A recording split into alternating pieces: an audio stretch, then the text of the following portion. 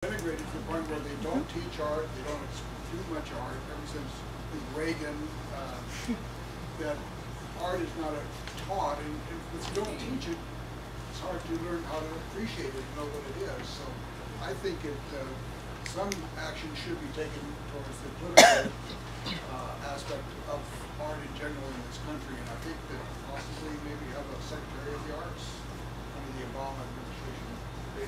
Not soon. Awesome. Yes.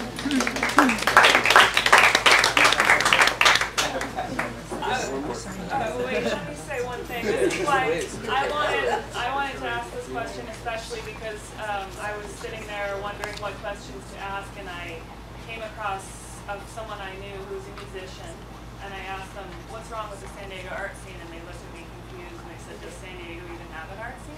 And then also, an unnamed UCSD professor received an email invitation to this event and said, oh, that's great that you're doing something in San Diego, which is a cultural vacuum and has no art scene. So,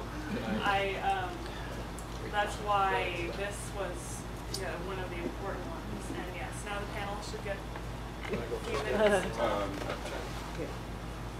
Yeah, I just wanted to also what you said, where that there is no centralized location, and me also being a transplant here, it was really difficult to find and get tapped into things that are going on and find out where things are happening.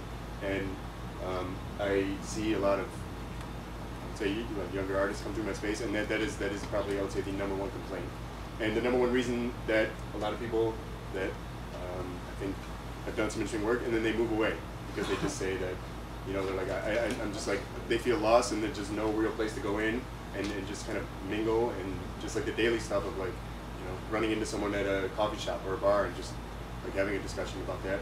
And then as far as also talking about the museum being engaged, but also I would say the universities. It's a little strange that the scenario where the universities are so disconnected from what happens in the city that they occupy. Yeah, from each other. That's true. A couple things. I thought Ben Darby's comment was kind of important because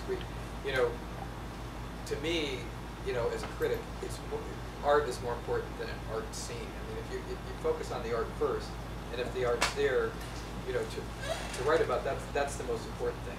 Now, obviously, you need a scene to support the art, but I mean, I suppose that if you focus too much on the idea of making a scene, isn't really. I mean, people have to make art first to also have a scene. Secondly, I do think that the comment that the unnamed professor, that is indicative of part of the problem, which is that the universities actually exist in a place which they claim doesn't exist. It's like the only reason they're here is to be in the academy. And there is a big separation between a lot of artists that live and work here and have been educated in those schools, and actually the people who work in the schools would somehow feel like they're completely separate from it. So it's a very odd situation. All right. Can we go on to the next one? Because it leads, David led into it. So with all these issues, why do we stay, or do we? Why do we stay in San Diego? I came back to San Diego from New York City because there was an amazing art scene in New York City. And what I saw there was art, fashion, and music coming together in a big-time way. So I came back here and I started a radio show where art, fashion, and music collide. That's the collaboration that we need. The answer to every question I'm sure that's going to come up tonight can be answered in one simple term. It's up to the artists. Artists need more audacity. I say to every artist in here, and I wish I was one, get off the government dole, get off your ass, and get into the community and get to work.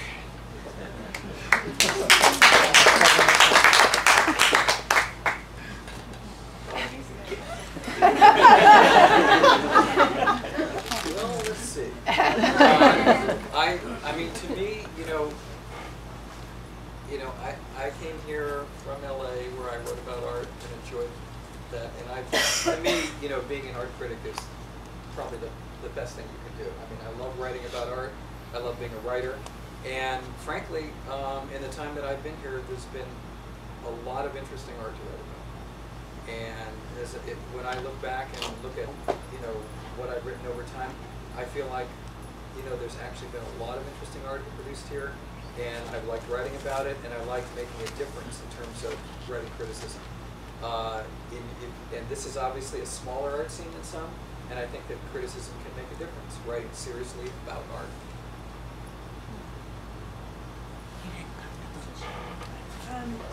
I was 25 years in London before I came to San Diego.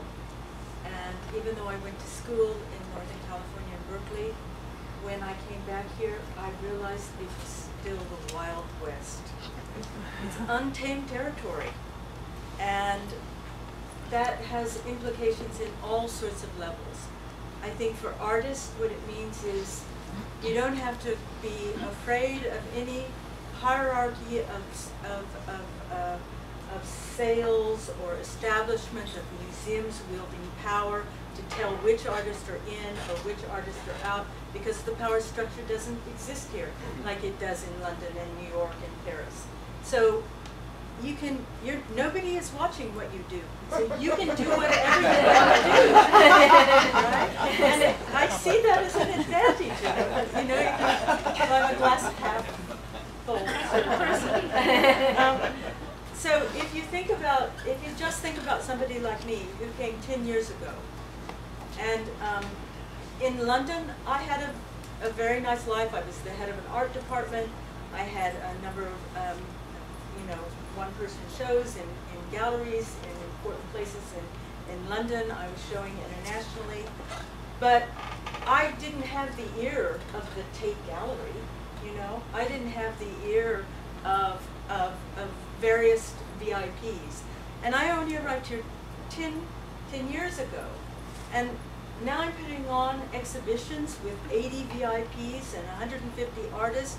And we're doing a Little and Large Show, which is our first collaboration with 20 different venues all coming together to support the San Diego Museum of Art's Alexander Calder Show. You know, I have this, I've actually created from nothing, you know, just because I thought, I'll do that. Nobody's watching. If I fail, it doesn't matter. And I think if somebody can go from not knowing one person in town to sitting where I am tonight in 10 years, then a young entrepreneurial person could just make a huge splash here. This is a very little pond, and you can be a big fish in it.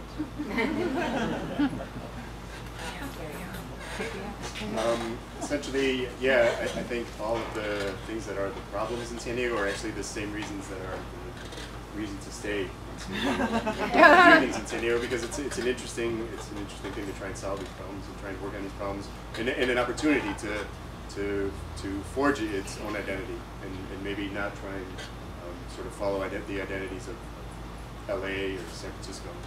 I mean, I think it's a very interesting region based on a lot of different things. Just kind of a lot of different things colliding here, like with the border. I mean, then you have a military base right next to like this beach culture mentality. I mean, that's a very interesting juxtaposition, and there's a lot of different juxtapositions that I think are interesting things to explore in San Diego. Being pinned between Los Angeles and Tijuana, I mean, there's a lot of interesting things to look at. I think that's a good reason to say. And then going back to dialogue, it is an opportunity to create a dialogue about these types of things and using artwork to talk about these things. Will you stay? Yeah. I mean, well, it depends. It depends on what happens after today.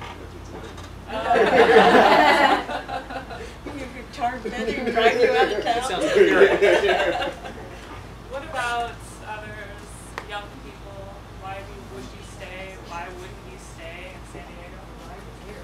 No, why here? You're not.